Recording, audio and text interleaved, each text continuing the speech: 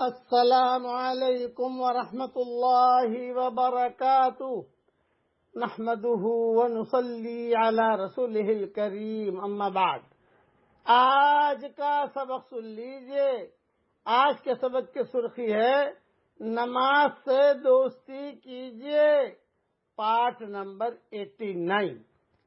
ایک مسئلہ بتاتا ہوں، ایک بہت غلط بات چل رہی ہے لوگوں میں کہ اذان جب ہو اور تم آپس میں باتیں کرو گے تو موت کے وقت میں کلمہ نصیب نہیں ہوگا۔ یہ بالکل غلط ہے، ایسی بات نہیں ہے۔ ہماری شریعت اتنی سخت نہیں ہے، اس لیے یہ باتیں چلانی بھی نہیں چاہیے اور یہ باتیں کسی کو کہنی بھی نہیں چاہیے۔ اب سنو، زبیدہ خاتون ایک نیک ملکہ تھی۔ اس نے نہر زبیدہ بنوا کر مخلوق خدا کو بہت فائدہ پہنچایا۔ اپنی وفات کے بعد وہ کسی کو خواب میں نظر آئی۔ اس نے پوچھا، زبیدہ آپا، آپ کے ساتھ کیا معاملہ پیش آیا؟ تو زبیدہ خاتون نے جواب دیا کہ اللہ رب العزت نے بخشش فرما دی۔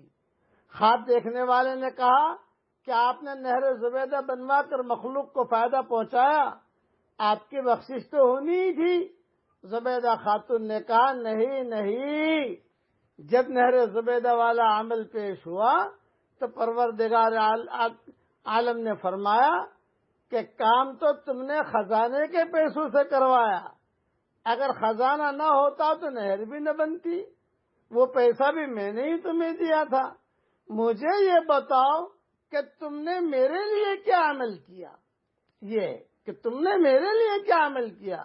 زبیدہ نے کہا، میں تو گھبرا گئی کہ اب کیا بنے گا، مگر اللہ رب العزت نے مجھ پر مہربانی فرمائی اور مجھے کہا گیا کہ تمہارا ایک عمل ہمیں بہت پسند آ گیا۔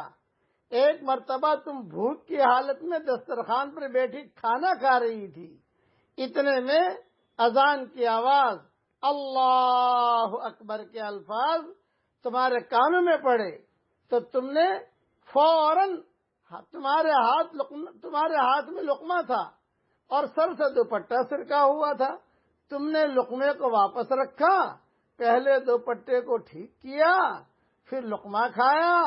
تم نے لقمہ کھانے میں تاخیر کی میرے نام کے ادب کی وجہ سے، اس لیے تاخیر ہوئی۔ تھوڑی دیر تم نے قربانی دی، بھوکی رہی، تھوڑی دیر جواب دیتی رہی، چلو ہمیں تمہارا یہ عمل پسند آ گیا، ہم نے تمہاری مغفرت فرما دی۔